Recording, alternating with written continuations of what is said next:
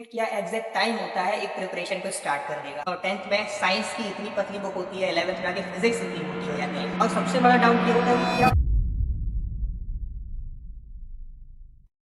Hello everyone, this is Shubham and we are back with our new video, जिसमें हम discuss करने वाले हैं कि आगे अब हमको क्या करना है। फॉर एग्जांपल, हमको बुक्स पता चल गई, हमको कैसे पढ़ना है, बुक्स का मटेरियल पूरा मिल गया हमको कि किन किन ऑथर से पढ़ना है, कहाँ कहाँ से हमको पढ़ना है, क्या क्या मटेरियल हमको फॉलो करना है। लेकिन जो एक चीज़ जो होती है ना कि हमको पढ़ना कैसे है ना। कि क्योंकि मटेरियल तो बहुत है, नो डाउट। जो मैंने या हमारे यूट्यूब चैनल पे जो भी आपको बुक सीरीज अवेलेबल हुई है, वो एक it's like a drop in the ocean. मतलब एक बहुत कंसाइज्ड चीज हम लोगों ने बताई आपको, जो बहुत ज्यादा फिल्टर आउट करके बहुत ज्यादा चीजें हमने एक्सप्लोर करके एक आपको लिस्ट प्रोवाइड कराई थी। और सबसे बड़ा डाउट ये होता है कि क्या प्रॉपर सीक्वेंस फॉलो करें, या हमारी स्ट्रेटेजी क्या होनी चाहिए, प्रॉपर रोड मैप क्या होना चाहिए जिसके हिसाब से हम उस चीज को फॉलो करें। ओके, तो हम उस चीज को आज डिस्कस करने वाले हैं। स्टेप बाय स्टेप डिस्कस करेंगे, सारे सब्जेक्ट वाइज डिस्कस करेंगे, और कैसे आपको फॉलो करना है सीक्वेंस, क्या आपकी स्ट्रेटेजी होनी चाहिए, और क्या एक्यूरेट या एग्जैक्ट टाइम होता है एक प्रिपरेशन को स्टार्ट करने का।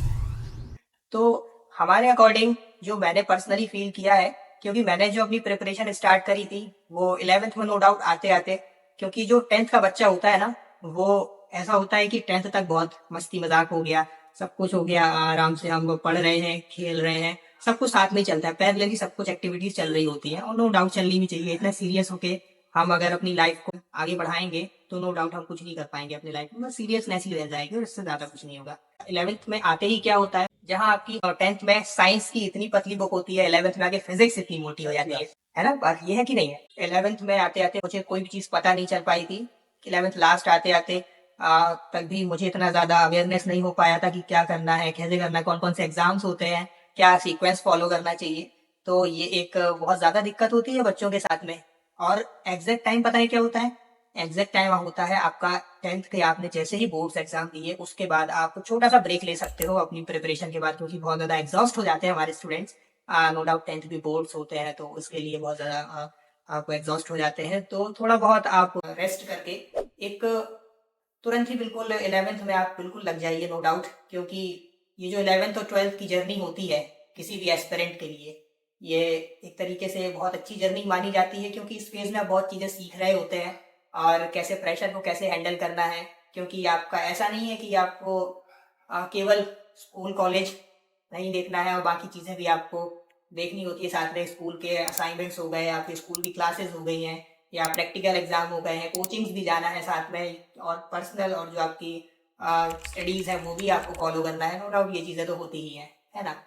12th के बाद जो प्रिपरेशन जर्नी होती है ग्रेजुएशन के साथ में जो स्टूडेंट करते हैं, हाँ उनके साथ में थोड़ा रिलैक्सेशन ये होता है कि कॉलेज या यूनिवर्सिटी साइड से थोड़ा प्रेशर कम हो जाता है ना। ये चीजें होती हैं। लेकिन जो हमारे 11th और 12th के स्टूडेंट्स हैं उनको तो हर चीज मैनेज करनी है।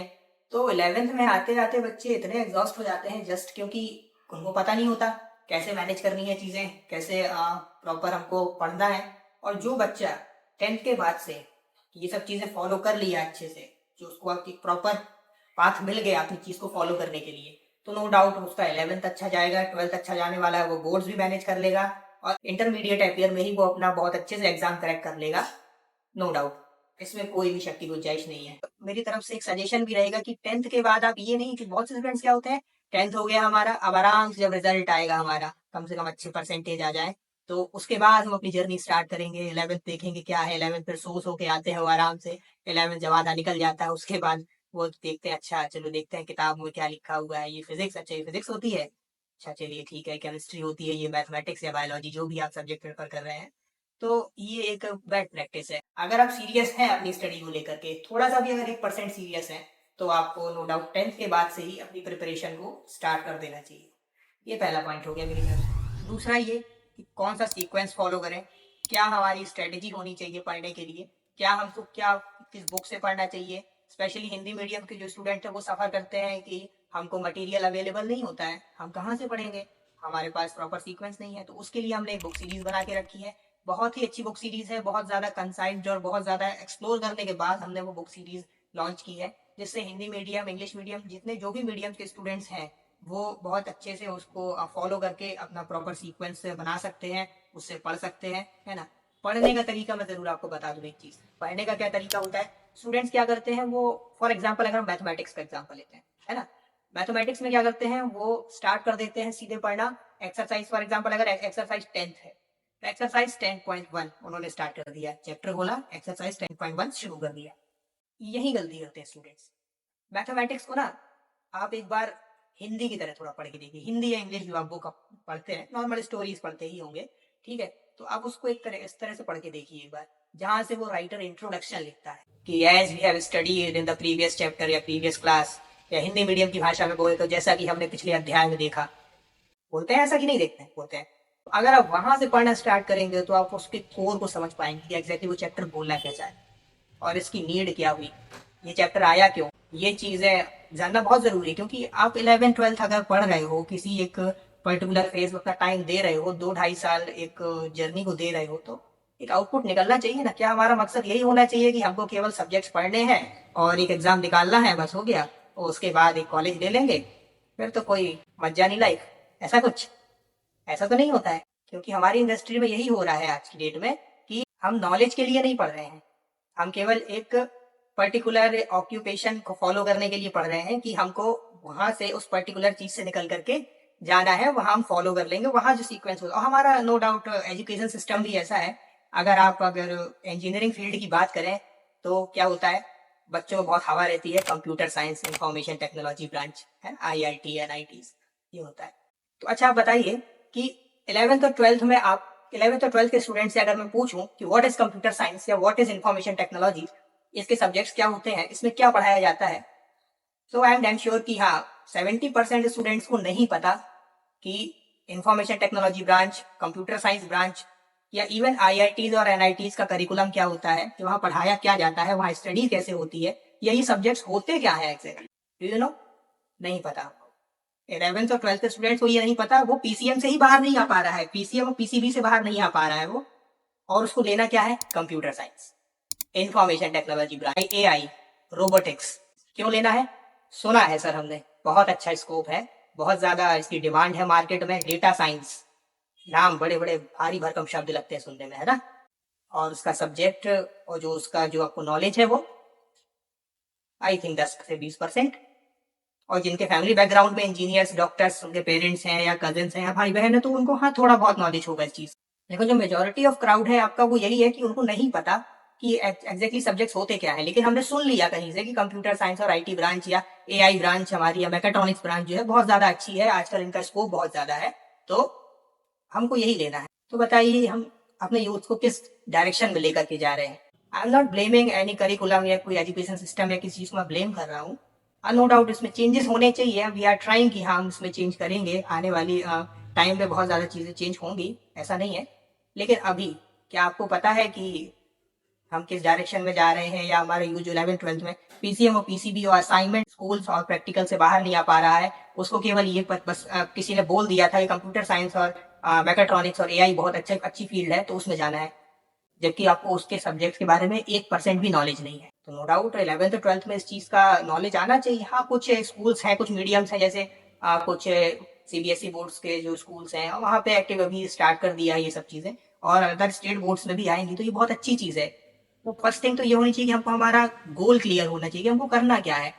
एटलीस्ट हम एक्सप्लोर तो करें उस चीज को, पता तो चले हमको कि हम उस फील्ड में जाना चाहते हैं, तो उस फील्ड में होता क्या है एग्जैक्टली। फॉर एग्जाम्पल अगर मैं दूं, अगर हम कोई ट्रिप पे जाते हैं तो क्या हम सीधे ही ऐसे चले जाते हैं, बैग उठाया और चल दिए स्टेशन, कोई भी ट्रेन आई चढ़ जाएंगे उधर पे, कहीं ना कहीं तो उधर रुकेगी ही ट्रेन, उधर जाएंगे जहां बंद करेगा, ऐसा तो नहीं होता ना। क्या करते हैं हम, प्रॉपर टिकट्स बुक करते हैं, जहाँ जाना है डेस्टिनेशन की वीडियोस, फोटोज, गूगल मैप, कहाँ कहाँ नहीं एक्सप्लोर कर लेते हैं, ताऊ जी ताई जी से पता कर लेते हैं पूरा कि अरे वहाँ पे ये चीज है, उधर पे घूमने लायक क्या क्या जगह है, हम आएंगे तो कितने देर रुकेंगे, क्या करेंगे, ये सब चीजें एक्सप्लोर करते हैं कि नहीं करते हैं। तो ये तो आपके करियर का सवाल है ना, ये चीज एक्सप्लोर करनी चाहिए कि नहीं करनी चाहिए।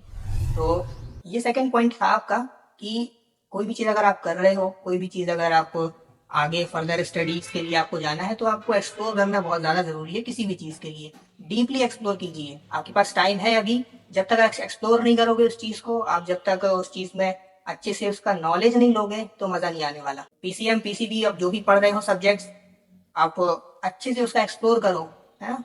मैं टॉपिक में था कि बुक्स पढ़नी कैसे है, तो मैं इसी रिगार्डिंग बता रहा हूँ कि आपको अगर कोई भी चीज़ का नॉलेज लेना है तो डीपली लो ना उस चीज़ का नॉलेज। अगर आपको पढ़ने को मिल रहा है अभी 11th 12th में, अगर आपको पढ़ने को मिल रहा है मैथमेटिक्स, फिजिक्स, केमिस्ट्री, बायोलॉजी सब अगर पढ़ने को मिल रहा है तो नो डाउट उसका आपको नॉलेज अच्छे से लेना चाहिए, है ना।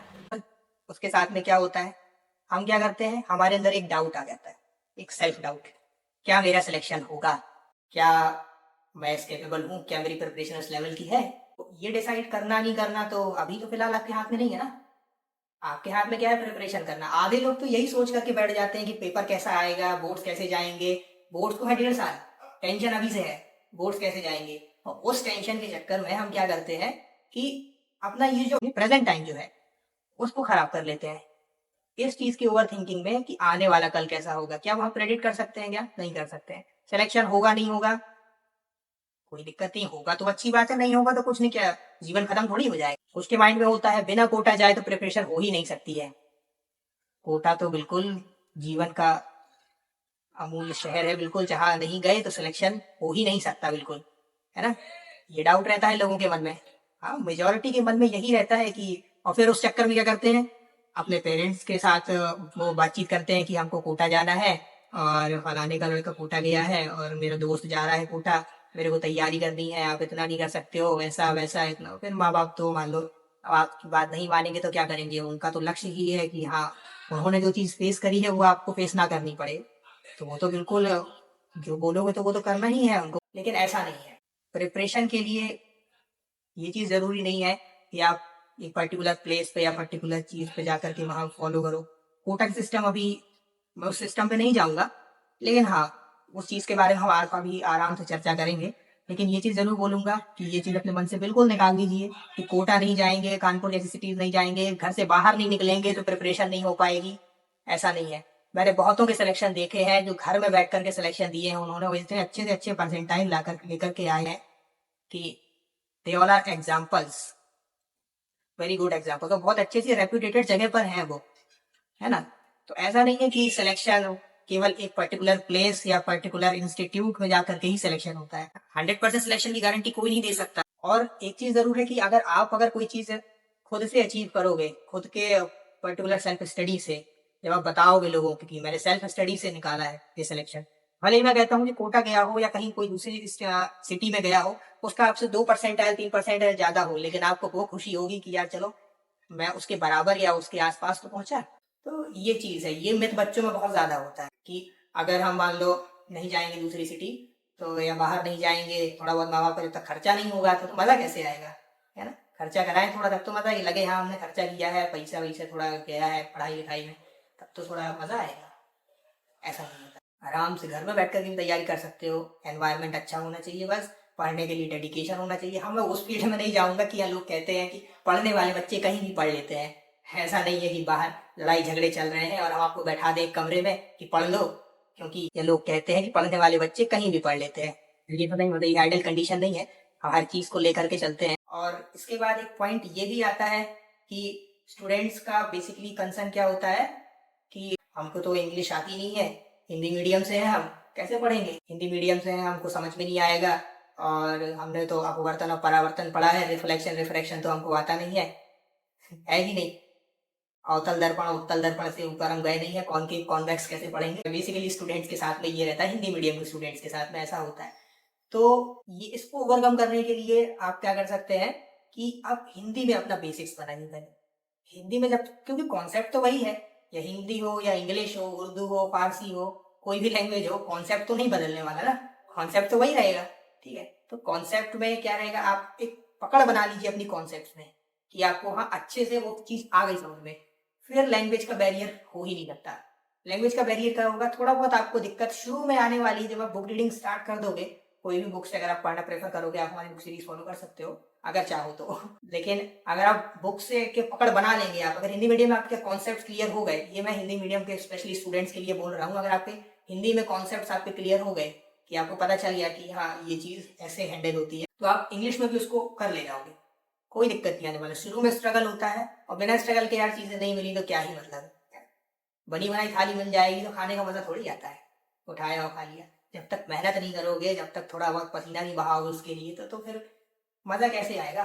तो ये चीज़ बहुत ज़्यादा ज़रूरी है कि आप इंग्लिश में स्विच करना है। जैसे स्टूडेंट बड़ी दिक्कत करते हैं, मैं अभी बहुत से स्टूडेंट से मिलता हूँ तो वो बोलते हैं सर हमको तो इंग्लिश में समझ में ही नहीं आता है, बड़े बड़े टर्म्स रहते हैं, कैसे हम पढ़ेंगे, है ना। तो जैसे फॉर एग्जाम्पल अगर मैं बायोलॉजी का एग्जाम्पल हूँ हिंदी में, हम भी उस टाइम में बहुत ज़्यादा बातें किया करते थे इस मामले में। हिंदी में बोलते हैं रक्त परिसंचरण तंत्र, सुना होगा आपने। और इंग्लिश में क्या बोलते हैं, ब्लड सर्कुलेटिंग सिस्टम। इंग्लिश में कितना आसान बोलना, हिंदी में अगर बोलो तो रक्त परिसंचरण तंत्र, कितना लंबा हो गया। आधे लोग तो भूल ही जाएंगे कि बोलते क्या है इसको। अब सोचो जो हिंदी मीडियम का स्टूडेंट होगा उसको दोनों दोनों मीडियम में आता होगा, और जो इंग्लिश मीडियम का स्टूडेंट होगा वो तो यहाँ बैठ जाएगा कि वो बोलते क्या है इसको, तो जो मेरी समझ से परे है। तो आपको तो और ज्यादा प्राउड फील होना चाहिए कि आप हिंदी मीडियम से हो अगर, तो आपको तो दोनों लैंग्वेज में कमांड है, किसी को भी पढ़ा लीजिए जा करके। तो ये कुछ पॉइंट्स थे जो मैं डिस्कस करने का सोच रहा था कि हमको डिस्कस करना चाहिए, क्योंकि बुक सीरीज हमने नो डाउट बिल्कुल डाल दी है अपने यूट्यूब चैनल पे, आप देख सकते हैं। लेकिन इसके बाद क्या होता है, बुक सीरीज तो देख ली हमने, बुक सीरीज फॉलो कर ली, सब कुछ हो गया, लेकिन उसको पढ़ना कैसे है, बुक्स को कैसे इंप्लीमेंट करना है, कैसे उसको रियल एग्जीक्यूशन में लाना है, तो वो चीज़ के लिए मैं सोच रहा था कि इसके लिए ज़रूर हमारे स्टूडेंट्स कंसर्न होंगे इस चीज़ को लेकर, तो बताना चाहिए। तो मैंने ये चीज़ कवर करी है। इसके बाद अगर आपको कोई भी डाउट हो तो आप हमसे पूछ सकते हैं, आप हमसे कॉन्टेक्ट कर सकते हैं। ओके, मिलते हैं एक नई वीडियो में नए टॉपिक के साथ। Okay, thank you.